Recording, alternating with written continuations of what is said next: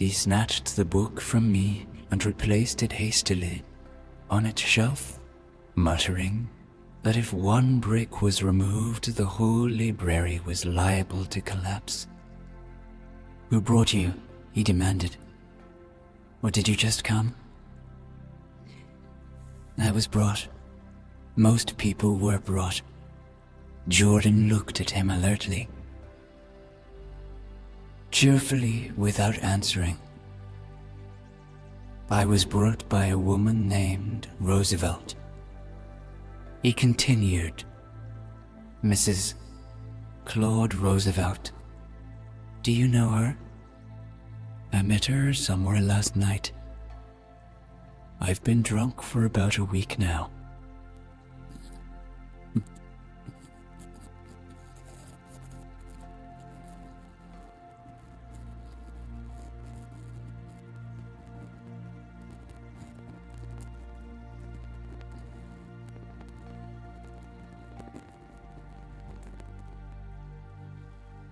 Has it? A little bit, I think. I can't tell yet. I've only been here an hour. Did I tell you about the books? They're real. They're minus, you told us. We shook hands with him gravely and went back outdoors. There was dancing now on the canvas in the garden. Old men pushing young girls backward in eternal graceless circles. Superior couples holding each other tortuous my. Fashionably and keeping in the corners minus. And a great number of single girls dancing individualistic ally.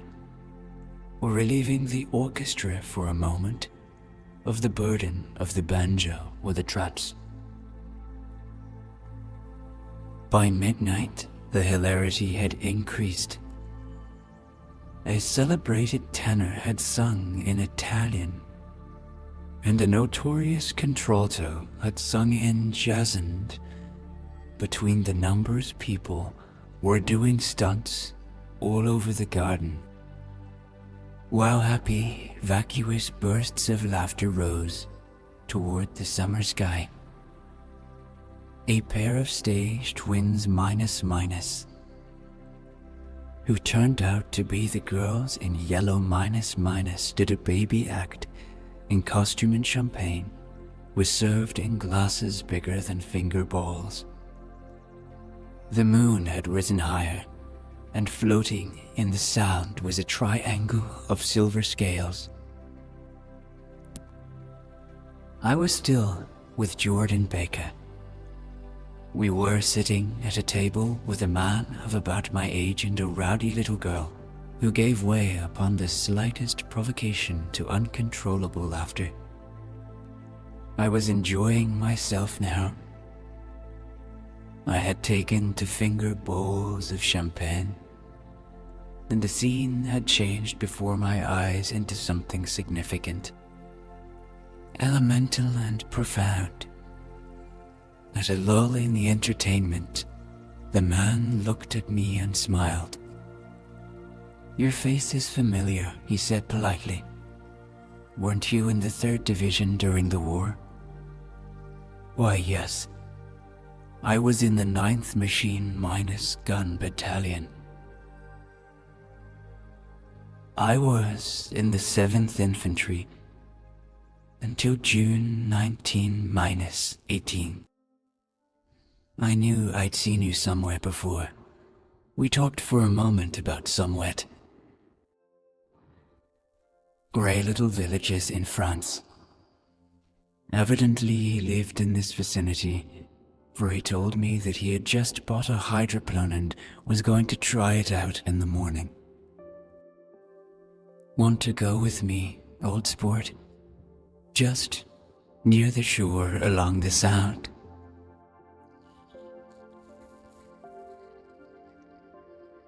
"What time?" "Any time that suits you best." It was on the tip of my tongue to ask his name, when Jordan looked around and smiled.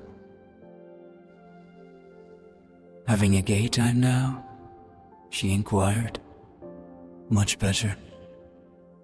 I turned again to my new acquaintance.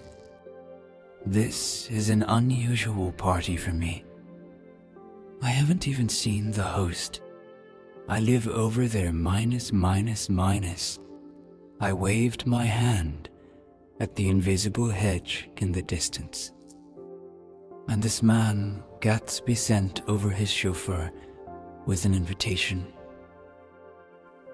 For a moment he looked at me, as if he failed to understand. "I'm Gatsby," he said suddenly. "What?" I exclaimed. "I beg your pardon. I thought you knew. Old sport. I'm afraid I'm not a very good host." He smiled understandingly, minus much more than understandingly. It was one of those rare smiles with a quality of eternal reassurance in it that you may come across 4 or 5 times in life. It faced minus, or seemed to face minus, the whole external world for an instant.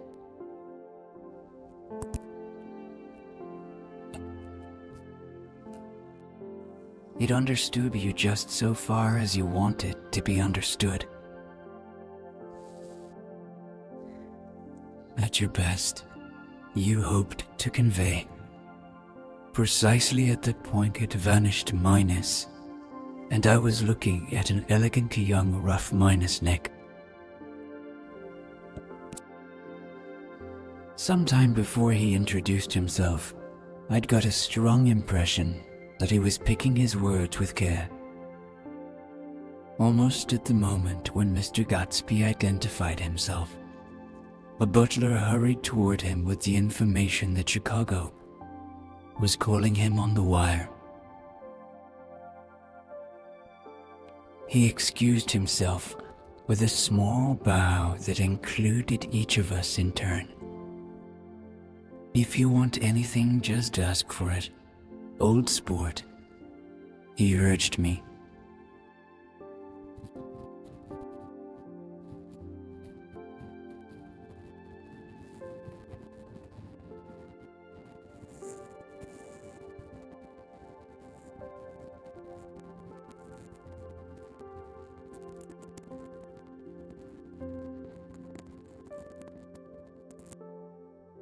I had expected that Mr. Gatsby would be a florid and corpulent person in his middle years. "Who is he?" I demanded. "Do you know? He's just a man named Gatsby." "Where is he from, I mean? And what does he do?" Now while we're started on the subject, she answered with a wan smile. "Well, minus. He told me once he was an Oxford man."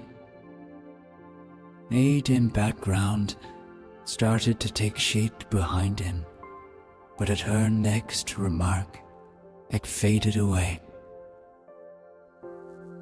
"However, I don't believe it." "Why not?"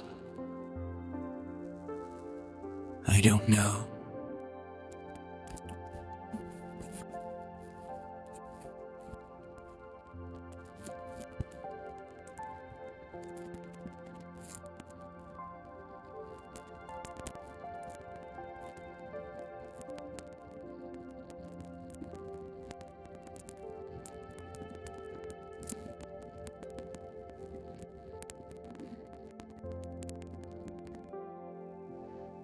And had the effect of stimulating my curiosity.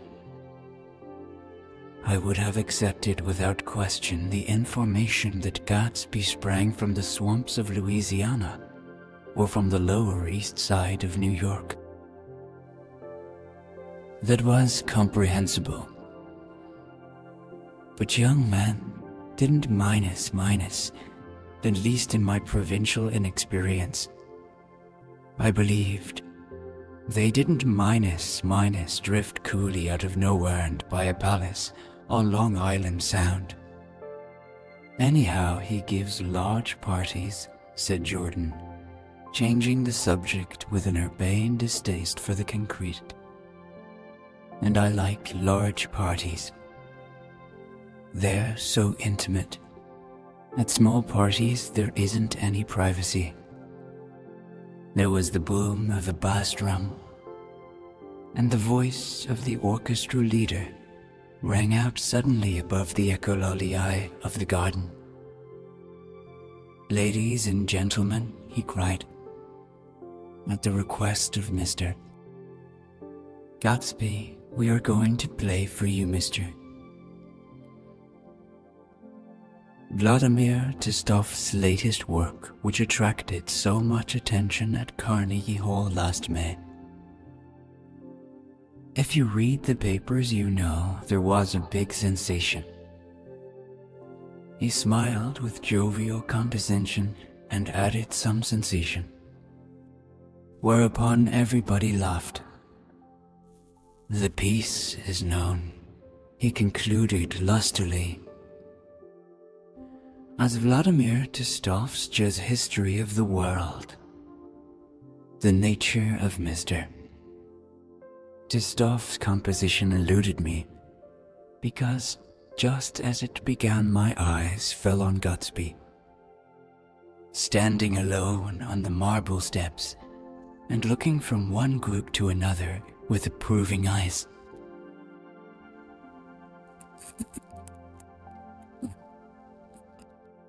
I could see nothing sinister about him. I wondered if the fact that he was not drinking helped to set him off from his guests. For it seemed to me that he grew more correct as the fraternal hilarity increased.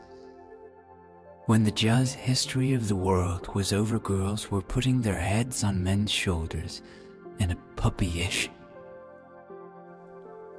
convivial way. Girls were swooning backward playfully into men's arms, even into groups, knowing that someone would arrest their falls minus. But no one swooned backward on Gatsby, and no French bob touched Gatsby's shoulder, and no singing quartets were formed with Gatsby's head for one link. "I beg your pardon." Gatsby's butler was suddenly standing beside us. "Miss Baker?" he inquired. "I beg your pardon, but Mr. Gatsby would like to speak to you alone." "With me?" she exclaimed in surprise. "Yes, madame." She got up slowly, raising her eyebrows at me in astonishment, and followed the butler toward the house. I noticed that she wore her evening dress. All her dresses, like sports clothes minus. There was a jauntdiness about her movements, as if she had first learned to walk upon golf courses unclean.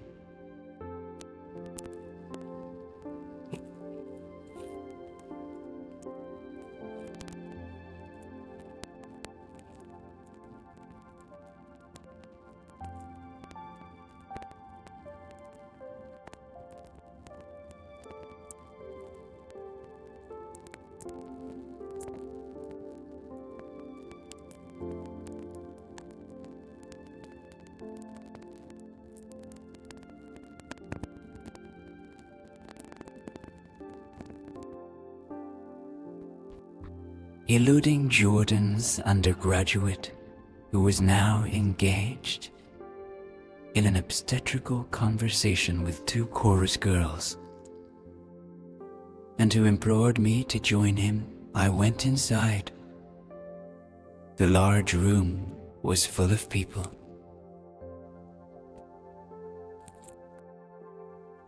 red-haired young lady from a famous chorus, engaged in song.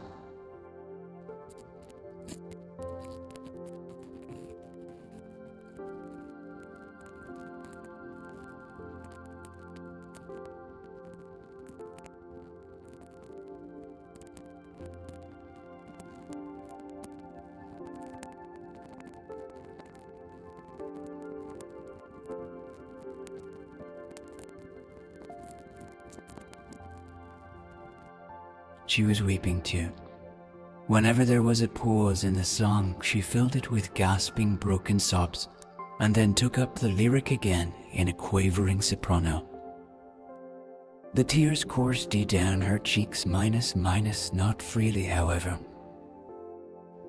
For when they came into contact with her heavily beaded eyelashes, they assumed an inky color.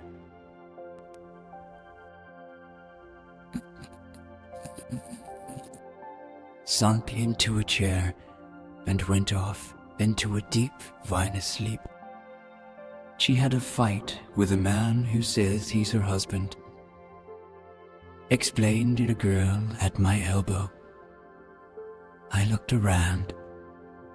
Most of the remaining women were now having fights with men said to be their husbands. Even Jordan's party, the quartet from East Egg, were rent under by dissension. One of the men was talking with curious intensity to a young actress.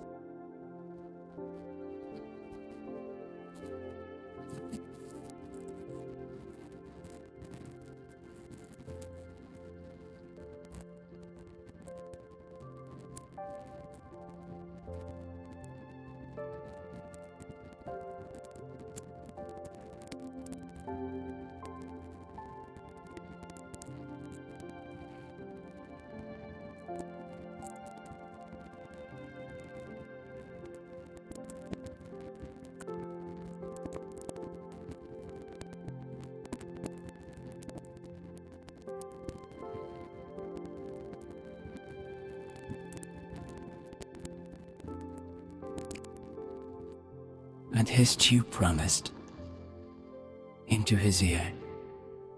The reluctance to go home was not confined to wayward men.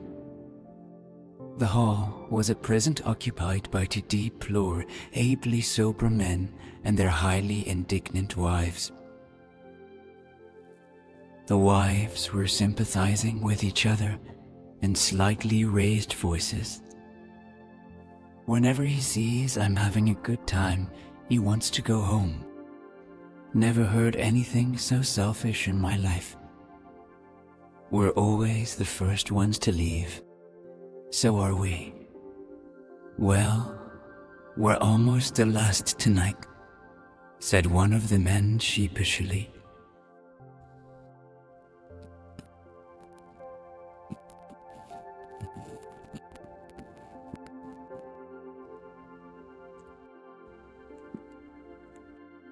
Jordan's party were calling impatiently to her from the porch, but she lingered for a moment to shake hands. I've just heard the most amazing thing, she whispered. How long were we in there? Why, minus about an hour. It was simply amazing. She repeated abstractedly. But I swore I wouldn't tell it until I am tantalizing you. She yawned gracefully in my face. Please come and see me.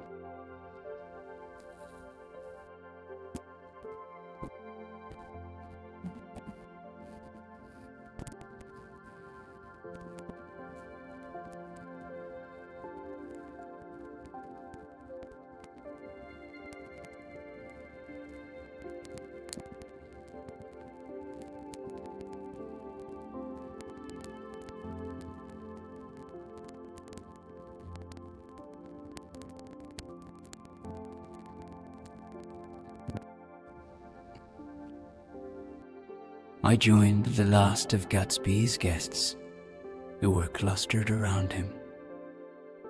I wanted to explain that I'd hunted for him early in the evening, and to apologize for not having known him in the garden. Don't mention it. Ian joined me eagerly. Don't give it another thought. Old sport. The familiar expression held no more familiarity than the hand which reassuringly brushed my shoulder. And don't forget, we're going up in the hydroplane tomorrow morning at 9 o'clock. Then the butler, behind his shoulder, Philadelphia wants you on the phone. Sir. All right, in a minute. Tell them I'll be right there. Good night. Good night. He smiled minus, and suddenly there seemed to be a pleasant significance in having been among the last to go, as if he had desired it all the time. Good night, old sport. Good night. But as I walked down the steps, I saw that the evening was not quite over. 50 feet from the door, a dozen headlights illuminated a bizarre and tumultuous scene.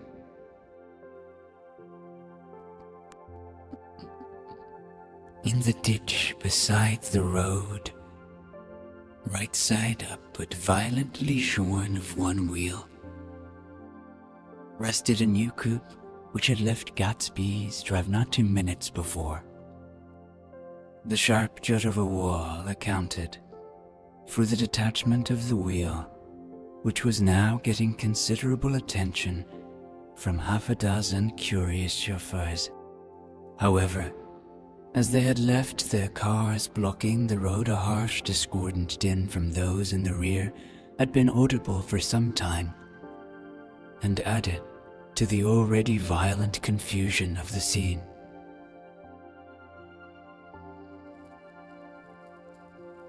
A man in a long duster had dismounted from the wreck and now stood in the middle of the road, looking from the car to the tire, and from the tire to the observers in a pleasant, puzzled way. See, he explained. It went in the ditch. The fact was infinitely astonishing to him, minus, and I recognized first the unusual quality of wonder, and then the man minus. It was the late patron of Gatsby's library. How'd it happen? He shrugged his shoulders. I know nothing whatever about mechanics.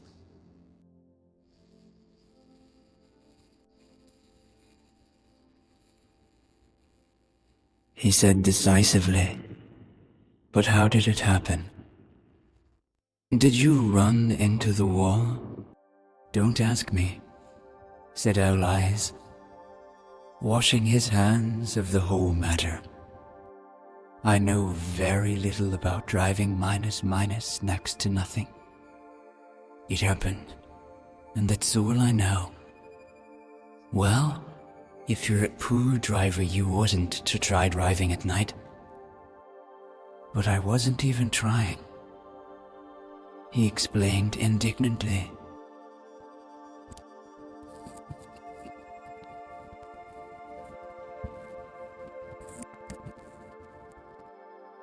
Do you want to commit suicide? You're lucky. It was just a wheel. I bad driver, and not even T or Ying. You don't understand, explained the criminal. I wasn't driving. There's another man in the car.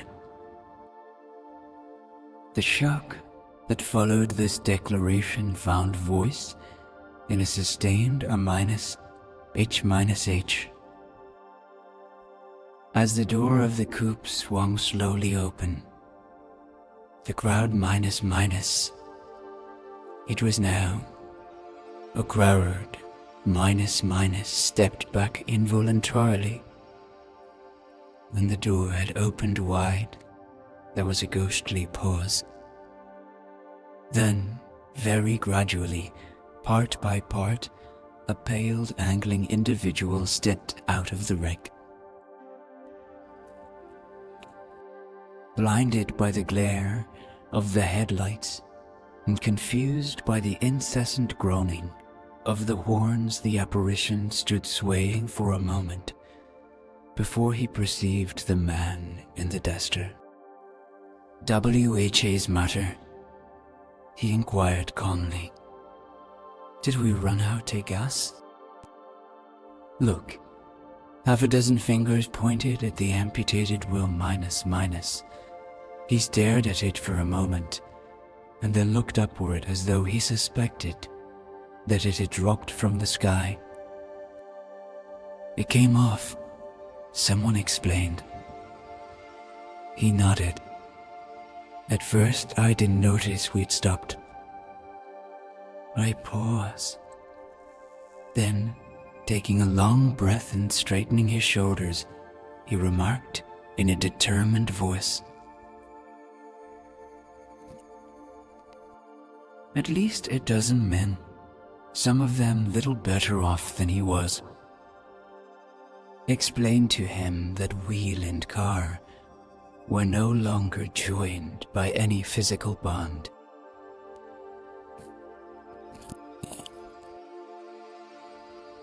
But the WHELS off. He hesitated. No harm in trying. The caterwauling horns had reached a crescendo, and I turned away and cut across the lawn toward home. I glanced back once. A wafer of a moon was shining over Gatsby's house, making the night fine as before and surviving the laughter and the sound of his still glowing garden.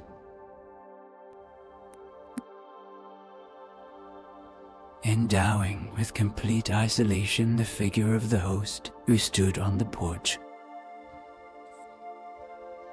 his hand up in a formal gesture of farewell. Reading over what I have written so far, I see I have given the impression that the events of 3 nights several weeks apart were all that absorbed me.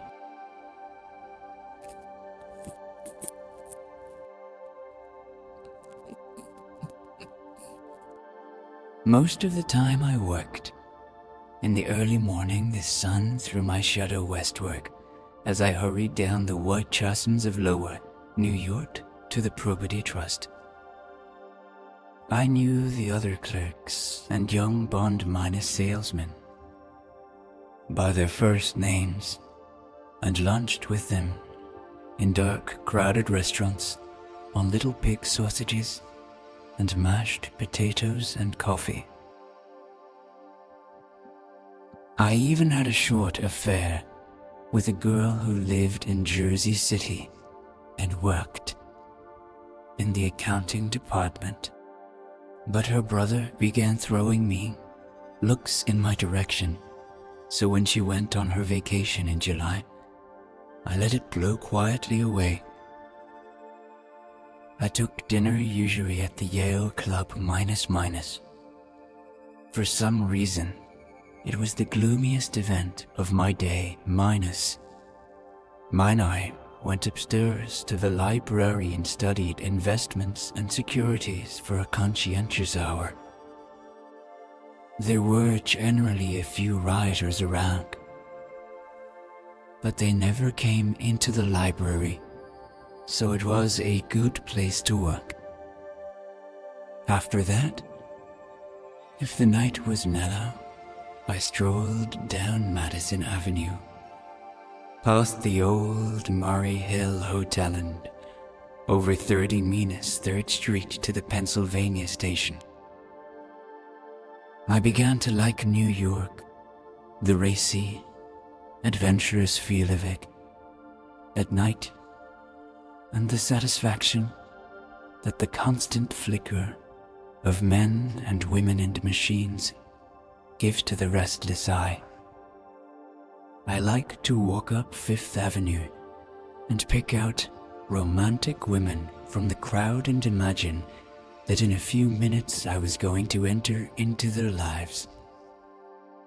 And no one would ever know or disapprove. Sometimes, in my mind, I followed them to their apartments on the corners of hidden streets. And they turned and smiled back at me before they faded through a door into warm darkness.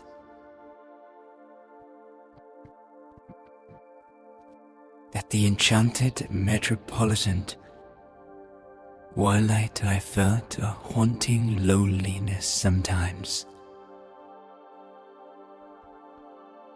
and felt it in others minus. Wasting the most poignant moments of night and life. Again at 8 o'clock, when the dark lanes of the 40s were 5 deep with throbbing taxicabs. Bound for the theater district, I felt a sinking in my heart. Forms leaned together, and taxis as they waited, and voices sang, and there was laughter from unheard jokes, and lighted cigarettes outlined unintelligible gestures inside, imagining that I too was hurrying toward gaiety and sharing their intimate excitement. And then, in midsummer, I found her again. At first, I was flattered to go places with her because she was a golf champion and everyone knew her name.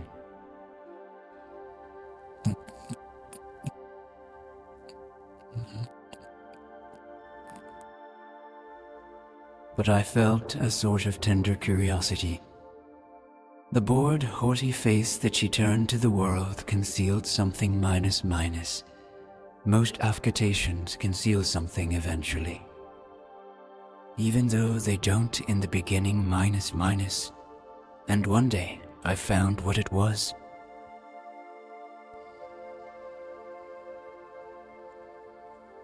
When we were on a house minus party, together up in Warwick, she left a borrowed car out in the rain with the top down.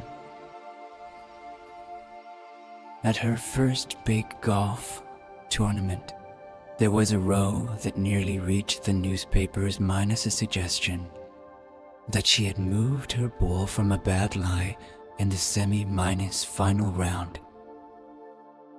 The thing approached the proportions of a scandal minus, then died away.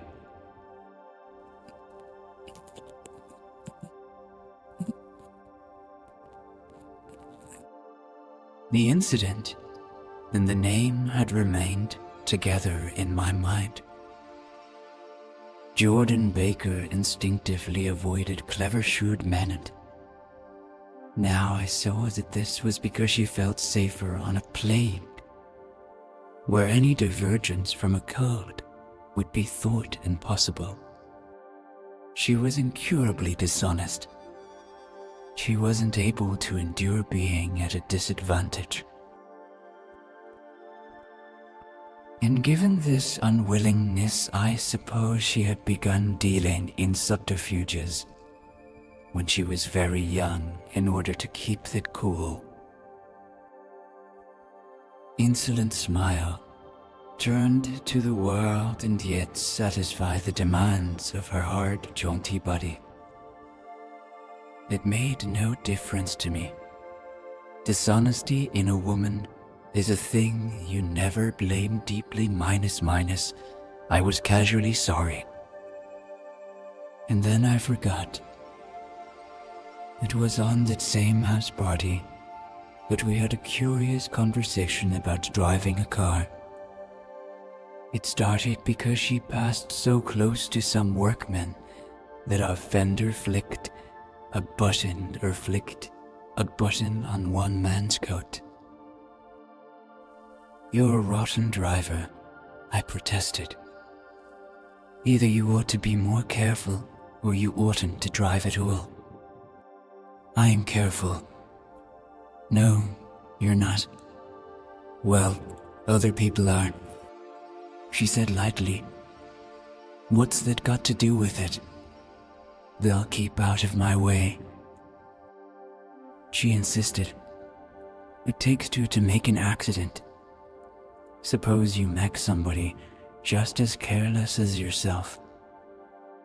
"I hope I never will," she answered. "I hate careless people. That's why I like you." Her gray, sun-minus strained eyes stared straight ahead.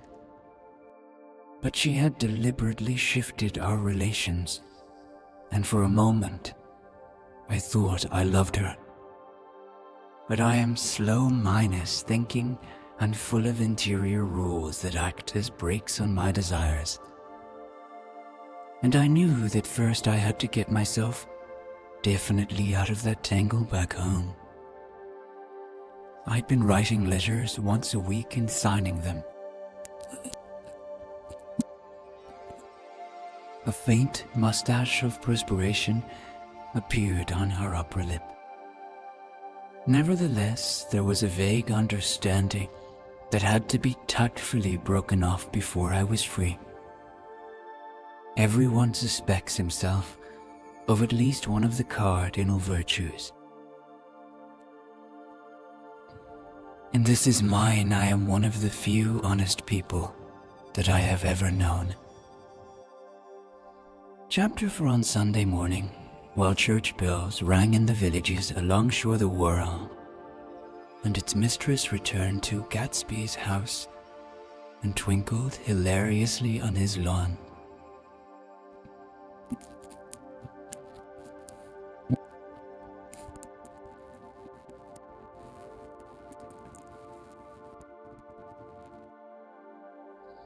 One time he killed a man who had found out that he was nephew to von Hindenburg and second cousin to the devil. Reach me a rose, honey, and pour me a last drop into that there crystal glass. Once I wrote down on the empty spaces of a time-minus table the names of those who came to Gatsby's house that summer. It is an old time-minus table now, disintegrating at its folds, and headed this schedule in effect July 5th. 1922. But I can still read the grey names, and they will give you a better impression than my generalities of those who accepted Gatsby's hospitality and paid him the subtle tribute of knowing nothing whatever about him. From East Egg, then, came the Chester Beckers and the Leaches and a man named Bunsen, whom I knew at the island, Dr. Webster Civet, who was drowned last summer up in Maine. And the Hornby mess, and the Willie Voltairess, and the whole clan named Black Buck, who always gathered in a corner and flipped up their noses like goats at whosoever came near. And the Ismays and the Christie, so rather Hubert Tarbuck and Mister. Christie's wife and Edgar Beaver, whose hair they say turned cotton minus white one winter afternoon for no good reason at all. Clarence Endive was from East Egg, as I remember. He came only once, in white knickerbockers, and had a fight with a bum named Desi in the garden. From farther out on the island came the Cheed, Aless, and Theo. R.P. Shredder Essent, the Stonewall Jackson Abrams of Georgian, and the Fish Guards, and the Ripley Snells. Snell was there 3 days before he went to the penitentiary. So drunk out on the gravel drive that Mrs. Ulysses Sweat's automobile ran over his right hand. The Dansees came to undress P. Whitebait, who was well over 60, and Morrissey, Flinkand the Hammerheads, and Beluga the Tobacco Importer and Beluga's girls.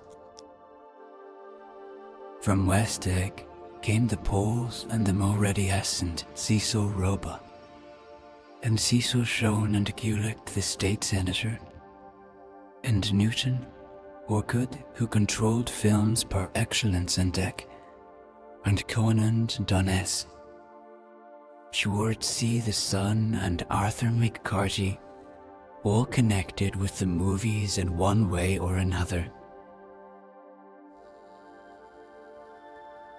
And the Catlips and the Bienbergs and G.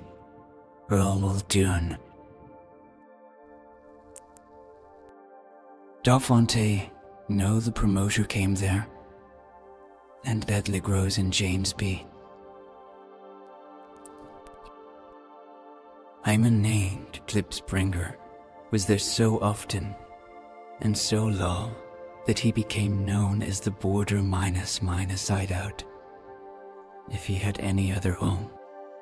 Of theatrical people, there were Gus Wise, E. and Hoare, Vasildon Van, and George Duckweed and Francis Bull. Also from New York were the Cromes, and the Back H. Y.S. Sons and the Denny Curse and Russell Betty, and the Corrigan-S, and the Kelleher-S and the Dewars, and the Scully S and S. W. Belcher and the Smirk, S and the Young Quins, divorced now. Lenny McSeal, and Hun arrived always with for girls.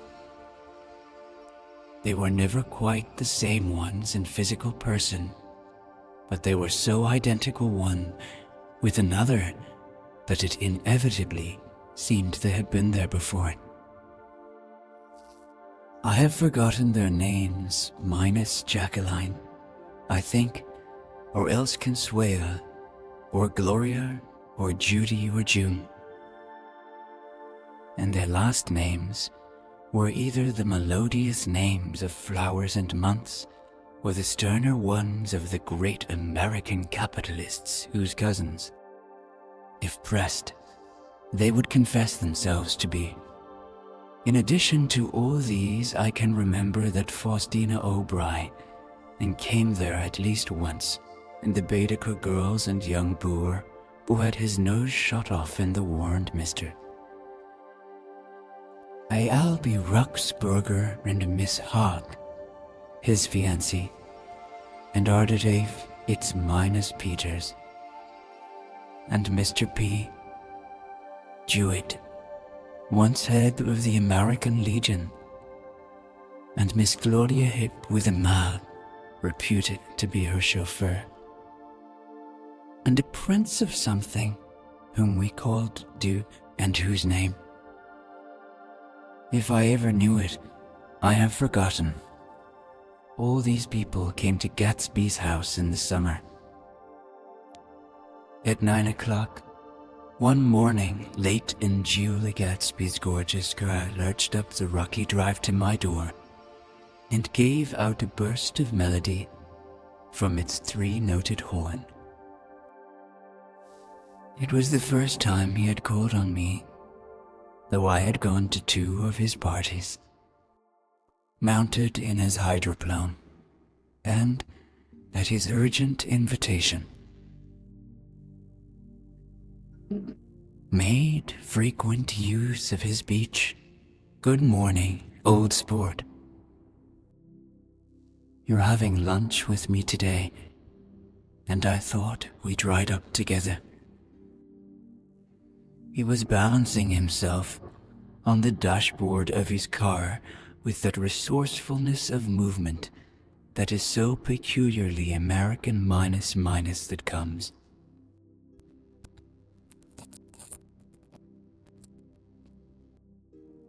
Even more, with the formless grace of our nervous, sporadic aims.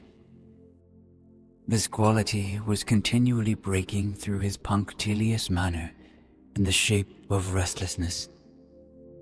He was never quite still, there was always a tapping foot somewhere, or the impatient opening and closing of a hand. He saw me looking with admiration at his car. It's pretty, isn't it? Old sport. He jumped off to give me a better view. Haven't you ever seen it before? I'd seen it. Everybody had seen it. It was a rich cream color, bright with nickel, swollen here and there in its monstrous length with triumphant hat boxes and supper minus boxes and 2 minus boxes, and terraced with a labyrinth of windshields that mirrored a dozen suns.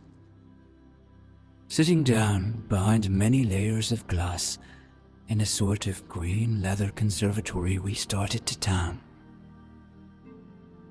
I had talked with him perhaps half a dozen times in the past month and found, to my disappointment, that he had little to say. So my first impression, that he was a person of some undefined consequence, had gradually faded, and he had become simply the proprietor of an elaborate roadhouse next door. And then came the disconcerting ride. We hadn't reached West Egg Village before Gatsby began leaving his elegant sentences unfinished and slapping himself indecisively on the knee of his caramel minus colored suit. "Look here, old sport," he broke out surprisingly. "What's your opinion of me? Anyhow, a little overwhelmed." I began the generalized evasions which that question deserves.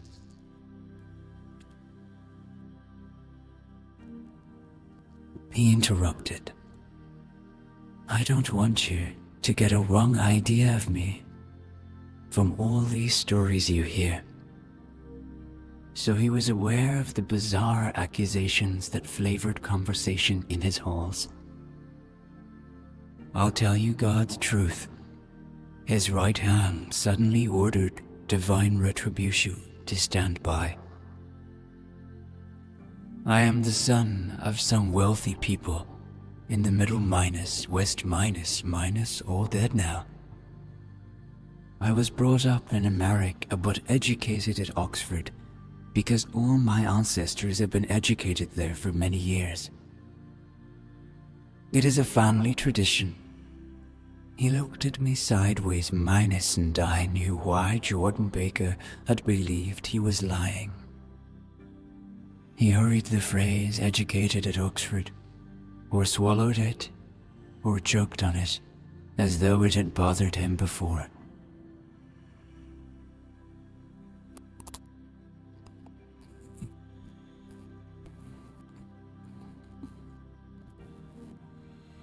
"San Francisco. I see. My family all died in, and I came into a good deal of money."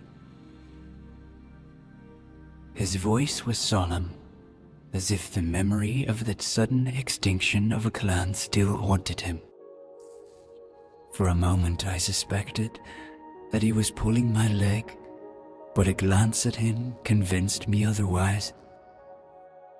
After that I lived like a young Raga in all the capitals of Europe minus Paris. Venice, Rome minus collecting jewels, chiefly rubies, hunting big game.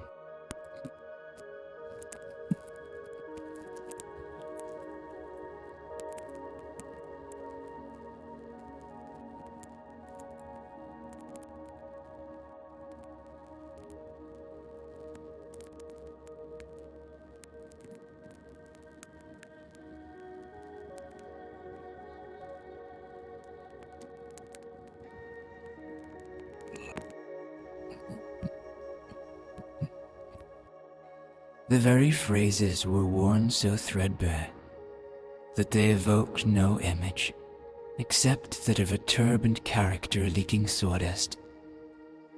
And he pursued a tiger through the Bois de Boulogne. Then came the war, old sport. It was a great relief, and I tried very hard to die, but I seemed to bear an enchanted life. I accepted a commission as first lieutenant when it began. In the Argonne Forest, I took to machine-minus gun detachments. So forward that there was a half-mile gap on either side of us where the infantry couldn't advance.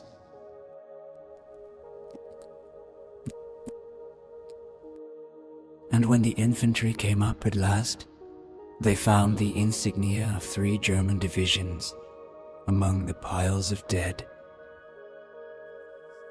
I was promoted to be a major, and every Allied government gave me a decoration minus, even Montenegro. Little Montenegro down on the Adriatic Sea. Little Montenegro. He lifted up the words and nodded at the minus with his smile. It appreciated fully the chain of national circumstances which had elicited this tribute from Montenegro's warm little heart. My incredulity was submerged in fascination now. It was like skimming hastily through a dozen magazines. Fell into my palm. That's the one from Montenegro. To my astonishment, the thing had an authentic look. Order ID Danilo.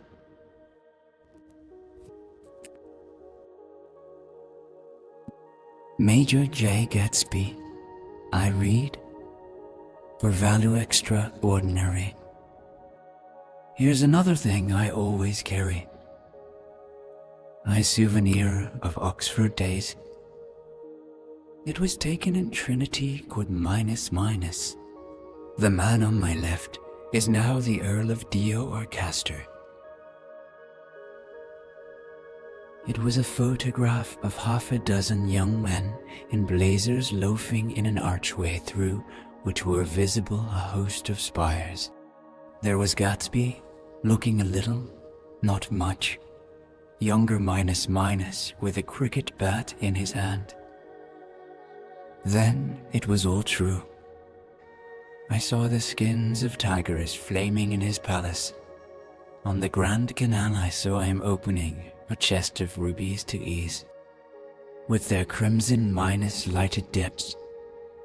The gnawing S of his broken heart. I'm going to make a big request of you today, he said,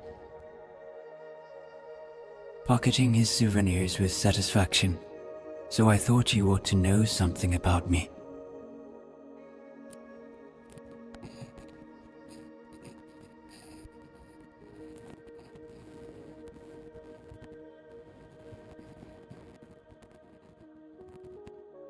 I usually find myself among strangers because I drift here and there trying to forget the sad thing that happened to me. He hesitated. You'll hear about it this afternoon.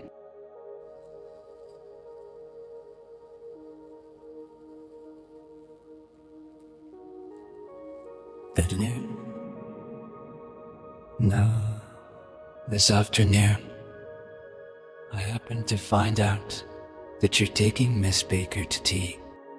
Do you mean you're in love with Miss Baker? No, old sport. I'm not. But Miss Baker has kindly consented to speak to you about this matter. I hadn't the faint idea what this matter was. I hadn't asked Jordan to tea in order to discuss Mr.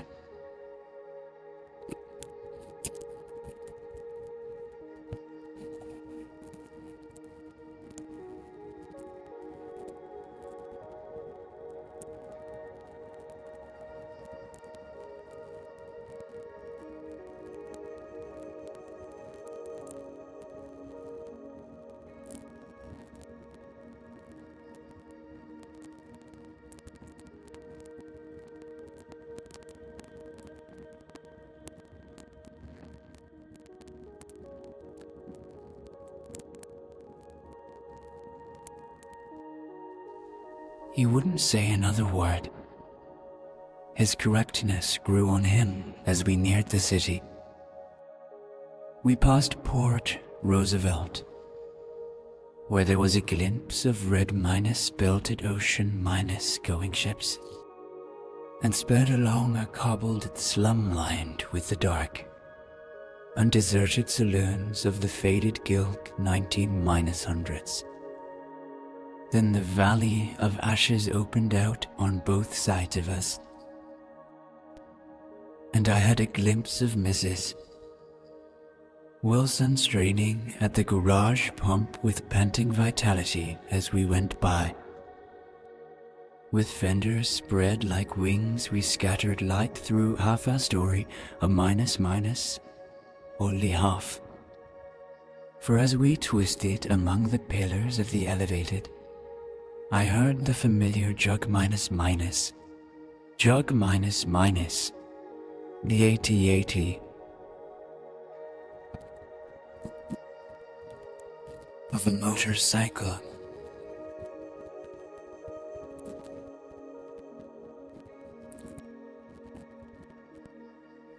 All right, old sport, called Gatsby. We slowed down. Taking a white card from his wallet, he waved it before the man's eyes. Right you are, agreed the policeman, tipping his cap. Know you next time, Mr. Gatsby. Excuse-me. What was that? I inquired. The picture of Oxford? I was able to do the commissioner a favor once.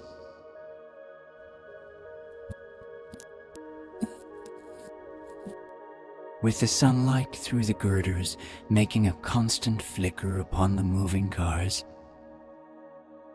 with the city rising up across the river in white heaps and sugar lumps, all built with a wish out of non-Minas olfactory money. The city scene from the Queensboro Bridge is always the city scene for the first time. I dared man past us, in hearse heaped with blooms, followed by two carriages with drawn blinds, and by more cheerful carriages for friends. The friends looked out at us with the tragic eyes and short upper lips of South Minas Eastern Europe, and I was glad that the sight of Gatsby's splendid car was included in their somber holiday. As we crossed Blackwell's island, a limousine passed us, driven by a white chauffeur in which sat 3 modish Negroes. 2 bucks and a girl. I laughed aloud as the yolks of their eyeballs rolled toward us in haughty rivalry. Anything can happen now that we've slid over this bridge. I thought anything at all, even Gatsby, could happen.